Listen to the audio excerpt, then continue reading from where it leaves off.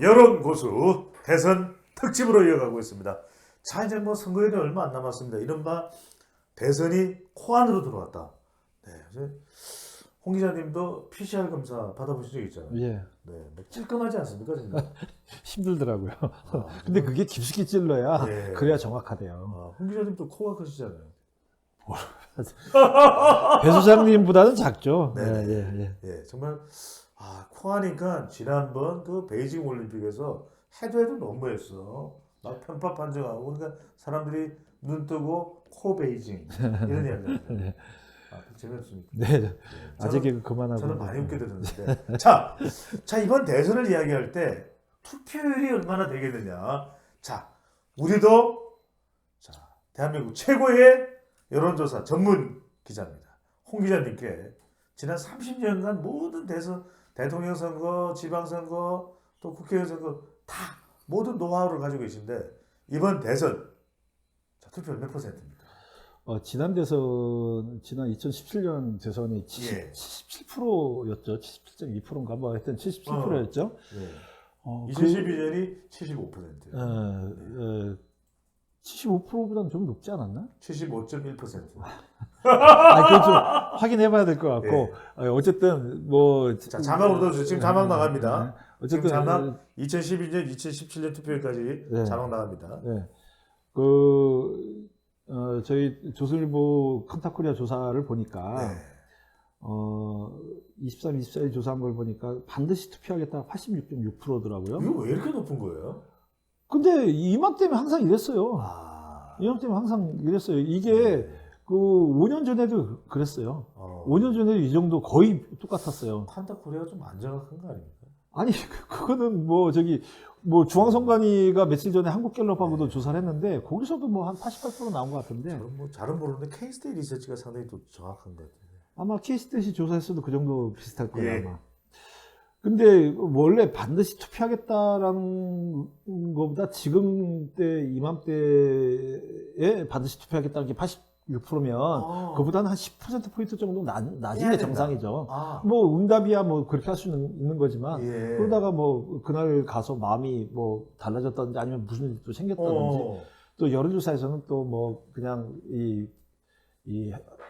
이게 또 당위적으로 대답을 하니까 바람직하게 대답하니까. 그러면 10% 빼면 76%네요. 그러니까 76, 77 뭐 그래서 지난 대선하고 비슷할 거다. 예. 전 그런데 자, 홍 기자님 77 이야기하셨습니다. 77. 네. 그런데 이제 이 지금 코로나 변종 오미크론 이 변수가 있어서 예. 또 이거보다는 좀 낮아지고 자기가 확진다면은 뭐 물론 이제 확진자들 따로 이렇게 7시 반까지 하는 그런 뭐 이 시스템을 또 뭐 이번에 만들었지만 그래도 이게 확진되고 또 나오기가 이게 쉽진 않을 거다. 특히 이제 나이 드신 분들, 고령층 같은 경우에는 사실 이게 이제 확진이 되면 몸이 그렇게 또 전문층하고는 또 다르기 때문에 쉽진 않을 거다라는 그런 생각이 들고. 지금 그 말씀이 이번 대선을 바라보는 거 굉장히 중요한 변수가 될 수도 있어요. 그러니까 오미크론 확진자가 급증하고 있는 거. 이건 뭐 후보 사이에 유불리가 있을까요? 아무래도 지금 보면은 20, 30대는 이제 그 윤석열 후보가 조금이라도 앞서고 있고, 그렇죠. 40, 50대는 이재명 후보, 60대 이상은 이제 윤석열 후보지 않습니까? 그러면 60대 이상은 사실 이 투표 의향도 높고 투표율도 높아요. 그러니까 제일 높잖아요. 가장 높진 않아요. 70대부터는 좀 떨어져요. 실제로 또 몸이 이제 편찮으신 분들이 있기 때문에. 더 고령이신 분들은 또 투표 좀 떨어지죠. 그래서 사실 그 60대가 가장 높고 50대도 높아요. 50대도 높고 그런데 이분들이 이번에 고령층들 70대 이상 고령층 80대, 80대 고령층들이 투표장에 나오기가 조금 힘들지 않을까 상대적으로. 근데 여론조사를 해보면 이분들도 투표하겠다는 대답이 굉장히 높긴 해요. 높긴 하는데 마음과 다르게 몸이 따라주지 않으면 좀 그렇지 않을까. 그리고 또 20, 30대도 원래부터 투표율이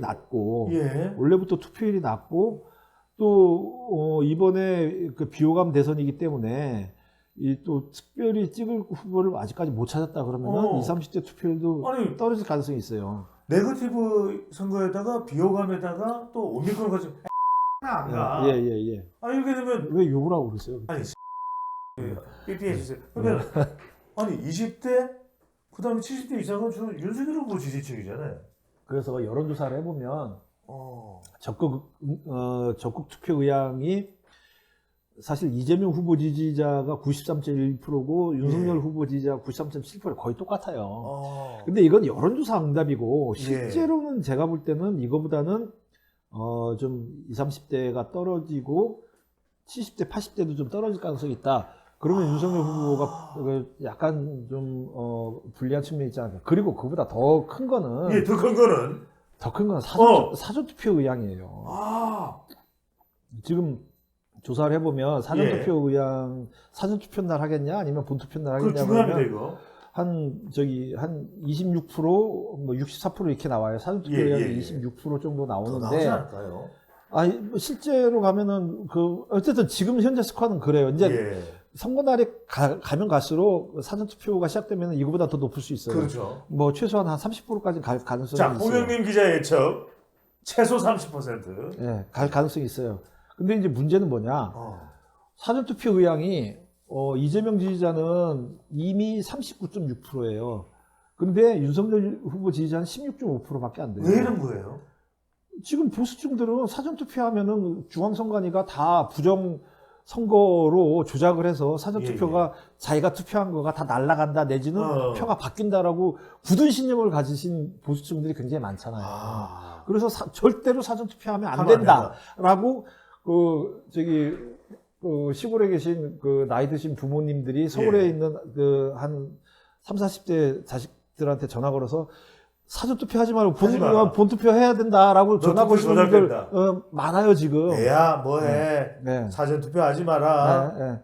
사전투표하면 다 부정정보된다. 조사 결과가 나왔어. 뭐 이런 거죠. 그런데 생각을 해보세요. 사전투표 이틀이고 본투표 하루잖아요. 그러면은 여권 지지자들은 투표할 수 있는 공간이 사흘이에요. 근데 야권 지지자들은 하루예요. 사전투표 안 하니까, 안 한다면 하루에요. 어디가 투표율이 높겠어요? 끝난데 그러면. 사흘 투표하는 진영하고 하루 투표하는 진영하고 어디가 투표율이 높을지는 그건 계산 안 해봐도 뻔하잖아요. 그런데 지금 사실은 국민의힘에서 사전투표, 본투표 가리지 말고 할 수 있을 때 빨리 해라. 왜 그러냐? 그게 중요하네. 3월 4일, 5일 사전투표를 안 하고 그래 나는 본투표 할 거야 라고 마음을 굳게 먹었는데 재수없이 3월 6일 날 코로나에 걸려요. 근데 지금 하루에 20만 명 가까이씩 걸리고 있기 때문에 누가 걸릴지를 몰라요 지금. 그러니까요. 근데 그러면은 전국적으로 3월 6일, 7일, 8일 멀리 해주실래요? 네. 3월 6일, 7일, 8일 날 걸릴 사람들이 거의 전국적으로 보면 한 60만 명 가까이 되죠. 60만 명 중에서 그러면은 절반이 보수층이고 절반이 진보층이다. 그러면 진보층 중에서 상당수가 4일, 5일 날 사전투표를 했는데 보수층은 사전투표 안 한 보수층들은 이거 정말 중요한 말씀이네요. 그러니까 그럼 계산이 뻔히 나와 있죠. 그러면은 국민의힘 쪽에서 사전투표, 본투표 가리지 말고 할 수 있을 때 빨리 하자라고 투표 동료 운동을 지금쯤이면 상당히 세게 했어야 되는데 내부적으로도 사전투표 하자고 그러면은 우리 보수층들이 나 욕할 거야. 잠깐만요. 홍 기자님 이거 여쭤봐도 이게 뭐 사전투표와 본선거의 어떤 투표 조작 이거 뭐 한교안 현상이라 이런 얘기는 자, 언론사 대한민국의 대표적인 또 언론사에 근무하시고 또 여론조사 투표 전문가시고 조작이 있습니까 없습니까 사전투표? 그거는 지금까지 이제 뭐 법적인 절차를 따져봤을 때 그게 뚜렷하게 나오진 않았잖아요. 뚜렷하게 나오진 않았는데 사실 일부 전문가들 또 일부 교수들 선거법을 전공한 뭐 교수들이나 그쪽 관련된 전문가들 중에서는 사전투표 조작설에 대해서 상당히 신뢰를 하시는 분들도 있어요. 신빙성 있다고 보시는 교수님들도 꽤 많아요.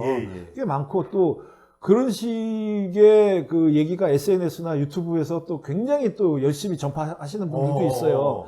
근데 이제 그래서 거기에 많이 공감을 하시는 보수분들도 계시고 근데 이제 뭐 저 개인적인 생각을 물어봐라. 그러면은 저는 지금까지 법적인 과정을 통해서 뚜렷하게 밝혀진 게 없기 때문에 일단은 그건 아니다라고 저는 지금 현재는 생각하고 있어요. 예. 그렇기 때문에 사전투표를 덜 한다라고 하는 거는 투표율 측면에서는 상당히 실점 요인이 될 수 있다. 저는 그렇게 보고 있습니다. 아, 정말 중요하네요.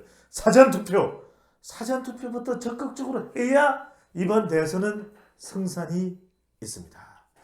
자, 홍영님 기자와 함께한 대선 특집 여론 고고고고고 수. 네.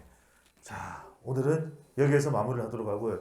바로 대선 이제 직전에 또 한 번 여론고수 대대대 특집으로 진행을 하겠습니다. 그때는 정말 깜깜이 기간이거든요. 그때는 뭘 해야 되냐? 홍 기자님 눈빛을 보면 대충 누가 당선될지 아는 거죠. 그거는 네. 자, 제가 눈동자를 보면요. 자, 이재명, 윤석열에 의해서 어느 쪽이 더 흔들리냐. 자, 이것만 보면 여러분들 대통령 당선자를 예측할 수도 있습니다. 네, 믿어주세요. 자, 여론고수 조회 또 구독 많이 해주시고 여러분들 주변에도 좀 이렇게 좀 퍼뜨려 주세요. 여론 고고고수 K 스테디 서치와 함께하는 여론고수 좀 더 정말 예리한 분석과 정보를 여러분들에게 전달하겠습니다. 홍 기자님 오늘 재밌으셨죠? 예, 예, 재밌었습니다. 예. 다음 주에 뭐 안경 쓰시고 이러면 안 됩니다. 눈동자 떨리는 걸 봐야 되니까. 자, 마무리하겠습니다. 고맙습니다. 예, 고맙습니다.